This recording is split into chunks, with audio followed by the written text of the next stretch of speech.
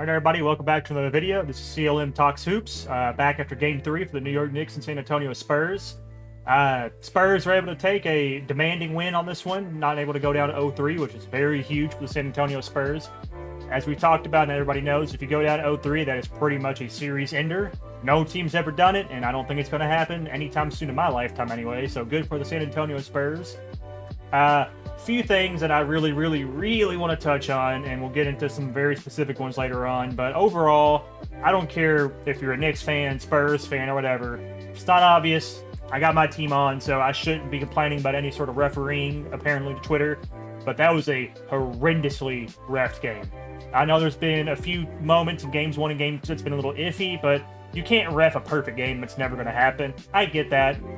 But there were some egregious ones that we'll get into later. First off, I want to give a huge shout out to Stephon Castle. Stephon Castle played an extraordinary game. He had a very strong first half. He ended the game with, I see here, 23, 5 and 5, which is fantastic. That is really good for a second year. Pretty sure, yeah, second year guy. Dylan Harper, on the other hand, I liked his minutes. I thought his defense was really good. Unfortunately, he really showed that he was a rookie. He shot 5 for 18 and 1 for 8 from 3. Everybody knows he isn't like a fantastic three-point shooter. He's serviceable, but he's not fantastic. But 1 for 8 is not going to cut it. However, I will always be high on Dylan Harper's draft stock. I mean, he's a rookie that's getting meaningful minutes.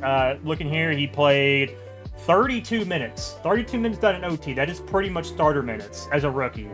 If you're a Spurs fan, that is all you can ask for a draft pick. You know what I mean? They also cut back on some Harrison Barnes minutes. I don't believe he played in Game 2. If he did, it wasn't for long, and he didn't play a single minute in Game 3. They were able to give those minutes more to Keldon Johnson, which makes a lot more sense, right? Keldon Johnson is your 6th man of the year. If anyone should be getting those minutes, it's him. They also cut down the minutes for Carter Bryant. I know he hasn't had a lot, but he only had about 4 minutes this game, so that's better. That's what I would feel like is what you need to do if you want to beat the Knicks, right? You need to kind of cut down those minutes that aren't meaningful.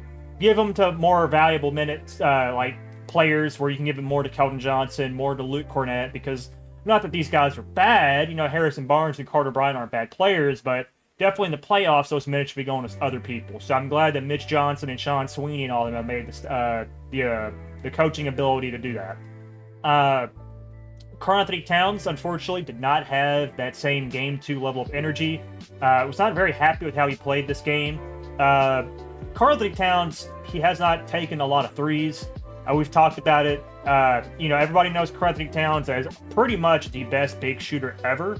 And yes, I am putting him over Dirk Nowitzki and all that stuff, because the shots that he was hitting on for the Minnesota Timberwolves and the first year for the New York Knicks, I mean, he's a shooter. That is what we know him as. And this year, it's changed. He's done a lot more post play inside the arc sort of play style, which is fine. But he passed up on so many wide open threes, and I mean so many. And then he finally took one, and it almost went in. It didn't go in, unfortunately. But I mean, that's not who I expect to pass up on threes. I mean, like, he is someone that every time you shot, or every time he shot, you thought it was going to go in. I mean, he was that good. He's like a 40% three-point shooter. I don't know what he's shooting this year specifically, but I just know that the usage on his shots has been lower. He's stayed more inside the arc and stuff like that, which even then, he was not doing that good either. For Karl-Anthony Towns, he was 4 for 10, and he was 0 for 2 from 3. That's just not good for supposedly your second guy. Your second guy today for the New York Knicks was OG Anunoby, which OG Anunoby played a fantastic game. I mean, Spurs fans got to give it to him.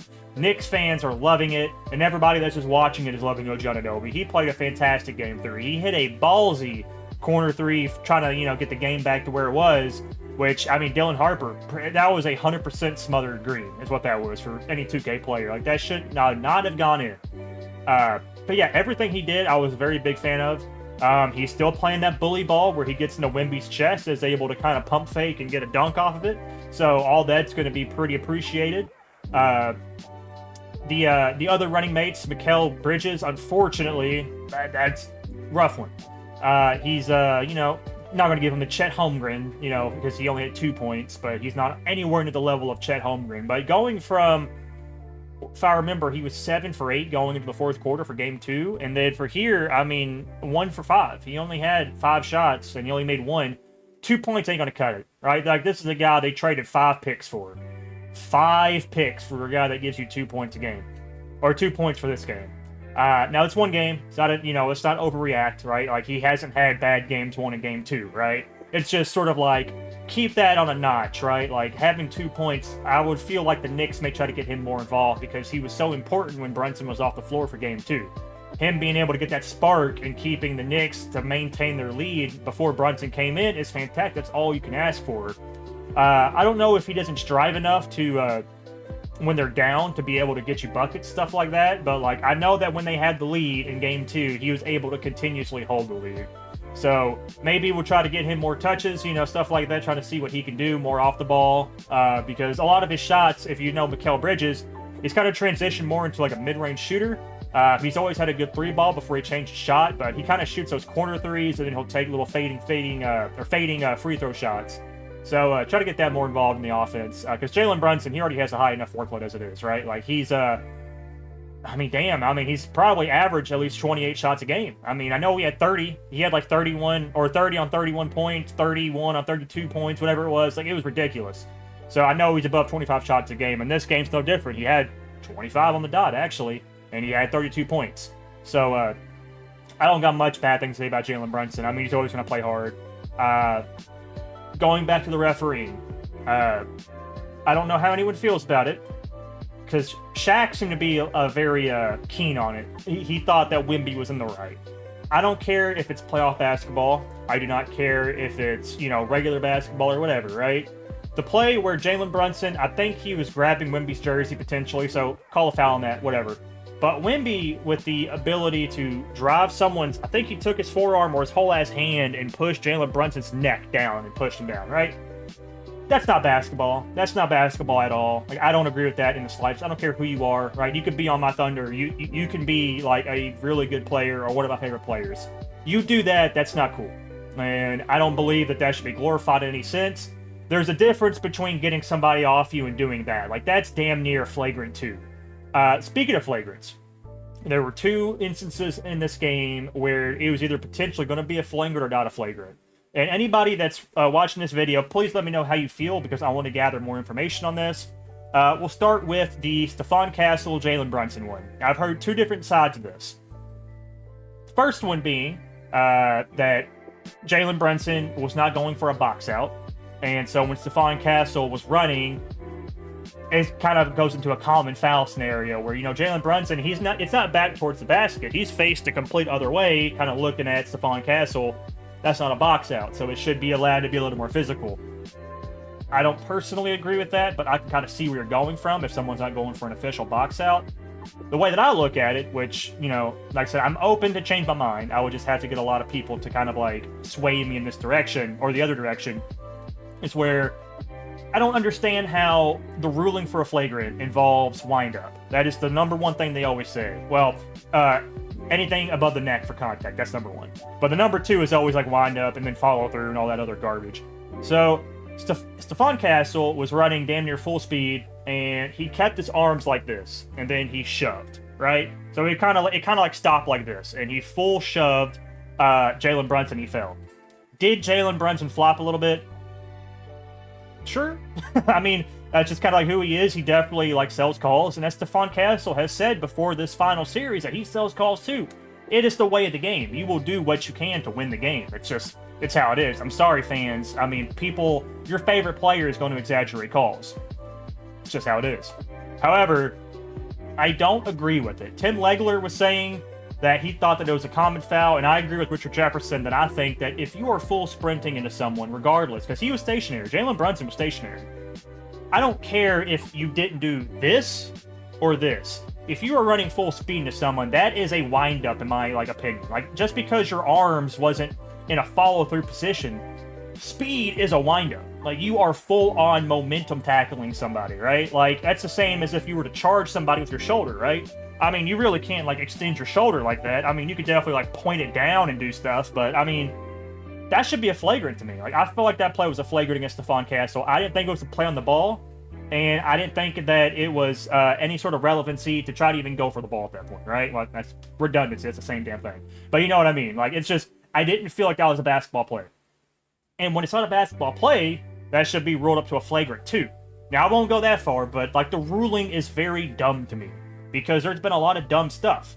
We'll go on to the second flagrant, which is actually ruled a flagrant, which I'm more open to this one, right? I don't personally 100% agree with it. It is the Julian Champagnie 3-ball, which once again, I'm pretty sure it's Jalen Brunson, so damn, he just involved in these plays. But Jalen Brunson went to contest Julian Champagnie on 3. He was in the other one too for game 2, when he swiped down Devin Vassell and he got a flagrant. Or he got an and one. I think that's what it was. Anyway, Julian Champagnie, when he landed, he caught the Achilles of Jalen Brunson. Damn, had a brain fart there. Caught the Achilles of Jalen Brunson, and they ruled it as a flagrant 1 because he didn't allow the landing space for the shooter. If Jalen Brunson's foot was directly under Champagnie on the shot, 100% that is a flagrant. That is in the landing space. We don't want a Zaza Pachulia Kawhi Leonard scenario ever again. I'm okay with that. However, if anybody has watched that game or does not know the play, please look it up. Julian Champagnie on the shot, his feet were behind the three-point line, right? You got your little arc. He was here. He shot, and his feet moved forward.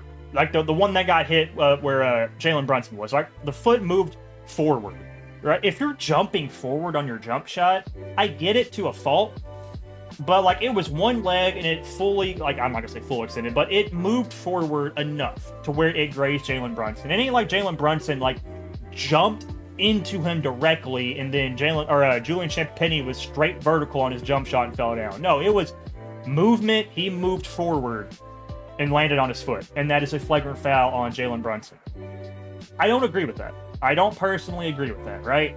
Landing in, or having someone land on someone's shoe, sure, like I said, it is what it is. If you want to call it a flagrant, go for it. But what dictates that? Because a lot of things regarding the NBA is the consistency of calls, and I have not seen that call ever be consistent, right? Same thing with the gather step. They are never consistent. It is always dependent on who's refereeing, and unfortunately, who's down in the series or who's up in a series. Those matter too, regardless of what anybody says. Like I said, this game, the Knicks were definitely favored to have a lot of the refs against them. There were so many times where I was like, damn, they let that go, or they called that for the Knicks. Which it happens. I mean, it happened against the Spurs, I'm OKC guy. It happened to them a few games. It happened to us, Not every team will have every call every single game. I get that. But this was such a bad game when it came to just watching it and seeing the favorable outcomes they were given to the Spurs. I'm not a conspiracy nut, because you don't have to be a conspiracy guy to know the NBA is rigged in some aspects, right? There's been times, we got good old Tim Donahue in the late 2000s, right? He wrote a whole book about it, about how he was, in bed with the mob and he was betting. I wouldn't say we're at that level, but it hasn't been outed. But with the rise of sports gambling and every single ad that you get while watching the game, you got to go through a DraftKings ad, a BetMGM ad, Bet365, Underdog, FanDuel. You got all these other, they're just back to back to back to back of gambling. And then you go to watch your favorite team, if you're a Knicks fan, just watching you get absolutely sold this game. And even with all the fouls they were getting, they still kept it close and competitive, which I can respect. Another thing I can respect for the Knicks is, yeah, there was some complaining and there was some chirping, but I don't think it was that bad. We will never probably get a scenario where the Lakers had to come out when they were down 0-2 against the Thunder, and they went to center court and complained to the referees. Was that a bad game that was reffed? Sure. It's been a while since I've only watched it once. It was when I was live. But I don't particularly remember. I think it was drawn out of proportion, right? I think this was almost the height of OKC hate, because you have all the bandwagon Lakers fans and just Lakers fans in general, which, if you're a Lakers fan, you're cool with me. That's perfectly fine. I'm just, bandwagon fans will have to run their mouth. So it is what it is. I saw it all over Twitter and Instagram. So seeing the Austin Reeves stuff at center court addressing the refs, I'm glad nobody did that garbage. That's just completely soft to me. Even if it was a bad ref game, there's other ways to handle it. But yeah, those two technicals I don't agree with, or flagrants, we'll put it that way, flagrant fouls, I don't agree with. And that's about all I'll say with the referees, right? I've spent probably 8 to 10 minutes on them. I can go on for hours about the refereeing, but that would just be me crying like everybody else. It is what it is. Touch on it. Harrison Barnes, adjusting the minutes, not getting any minutes. Fantastic.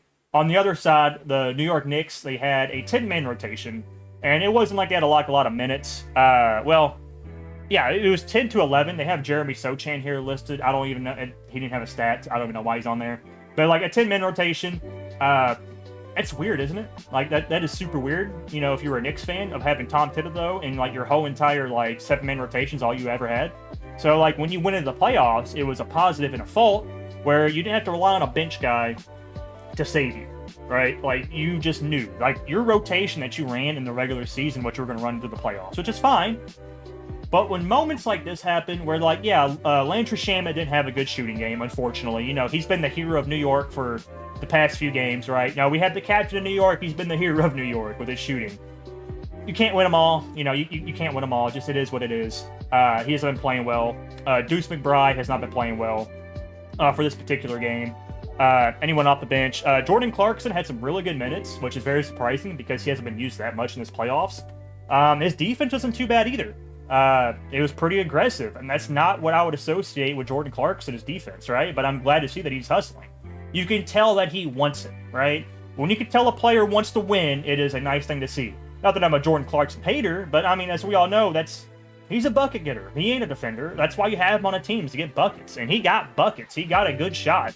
He got that Hail Mary 3 on the wing with like 1 second left where he had a defender draped all over him. So, yeah, good Jordan Clarkson minutes. Just unfortunately, back to the topic when it came to running those rotations. The positive of running these long rotations of 10-man rotations is when your starters aren't getting it done, which is what a lot of Tom Thibodeau teams had in the past. You've lost the game because you don't have a bench player to save you. It's not that you should be relying on the bench to always be there for you, but having the bench be an integral part of your offense can open up so many things. It allows your starters to rest.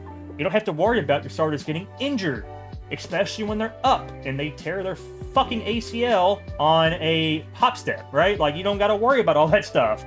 We don't got to have a D-Rose scenario.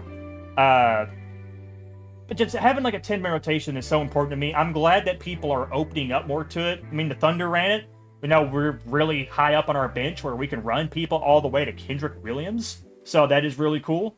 But yeah, it just didn't happen today, and I won't expect it to kind of like stagnate for Game 4. I don't feel like the bench is going to sell them like this because they are that important, right?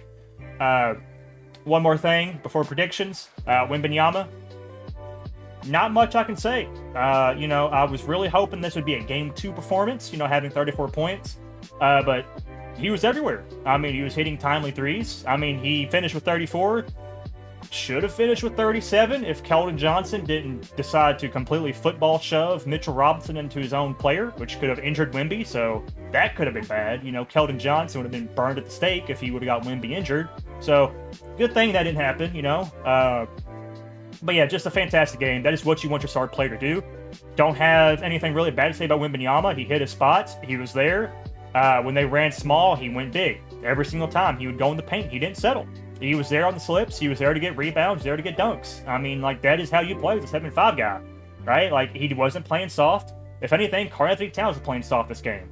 So it's good to see a bounce-back Wemby because their backs were against the wall. Back to the starting point at hand, they were down 0-2. Now they're 2-1. You can work with that. If you're down 2-1, you can work with that. Just 3 more. That is all you need as a Spurs fan. You got to survive the gulag of Game 4. You don't want to go down 3-1. You can come back, it's possible, but you don't want to go down 3-1. You want to tie this series. So I'm going to say the Spurs are going to come out, and they're going to tie this series 2-2, right? I don't think it's going to be a bad refs game. I hope not. I don't think they can do back-to-back bad refs games, right? It all depends. I think they've already got Scott Foster out of the way. I think he was Game 1. Did Tony Brothers ref Game 2? I'm not too sure. Maybe we'll get Zach Zarba for Game 4. So if Zach Zarba is reffing Game 4, then that's cool. I think he's a fantastic referee. So whoever is there, I don't think it's going to be a bad ref team. I think the Spurs are going to win this game demandingly. And then going to be like Spurs versus refs, Knicks versus refs, or something like that. I think it's going to be a good game. And then we'll go to a 2-2 series, Spurs home court, and that should be interesting. All we want as fans is a good game. We don't want the game to be dependent on bad calls, right? And unfortunately, Game 3 was exactly that. Like, there were just so many bad calls. And shout out to the New York Knicks for being so composed and able to stick through to this game. Because I'm not a player, but I mean, I can compare it to anything else in life where, like, you know, when you're down in the rough, right, being able to stay composed. I definitely probably would have lost my cool if I was a player, right? Like, being able to see those sort of guys where, like, yeah, like Josh Hart and Landry Shamet had a few moments where they were, kind of chirping, but Jalen Brunson is so calm and collected. Like, you would think with the amount of times he's been fouled and stuff like that, that he would fight back, but he's smart. He knows that is not what his team needs, right? Jalen Brunson had every right to get up immediately after Wemby shoved him by his neck to the ground, to get up and bark back, which he kind of did, right? Like, he got in his face a little bit, but it wasn't no, like, shoving or whatever, having to get technical. It's like, he's smarter than that. He knows that he can't be doing that. So having someone like that as your star player is a fantastic sign for the New York Knicks. But y'all got a hill to climb now. Even though you're up, like, now you have the Spurs coming in with momentum going into Game 4. Madison Square Garden is, like, an arena that people always associate with when it comes to, like, this is a home court advantage. I don't believe that. I feel like every single, like, player has had the career highs at Madison Square Garden. So I don't know. Like, I really don't know if the Knicks have quote-unquote home court advantage. They have way too many rich fans and celebrities, stuff like that. It ain't like someone like, we'll go like the Milwaukee Bucks, Oklahoma City Thunder, small market teams that have very loud fans. It's very different. It got loud, for sure, but I just don't associate it like that. Like, maybe I'm wrong, maybe you disagree with me, but I feel like too many people that are at the Knicks games are old. You know what I mean? Like, those tickets they're the cheapest, like, nosebleeds for $6,000, right? That's not an income for, like, a very young fan. Like, that's for, like, multi-millionaire celebrities or people in stock, like, stuff like that, like, people that are able to, like, get this sort of money. So, I don't know. We'll go with Spurs. I'm going to say Spurs will take this game, and then after that, we'll see. I'm either going to give, like, whoever's in 5, 6, 7. It don't matter at this point for me. I said Spurs in 5. I was wrong. So, it is what it is. Other than that, it was fine. I'm not too happy with the game, but it was fine. Yeah, have a good one.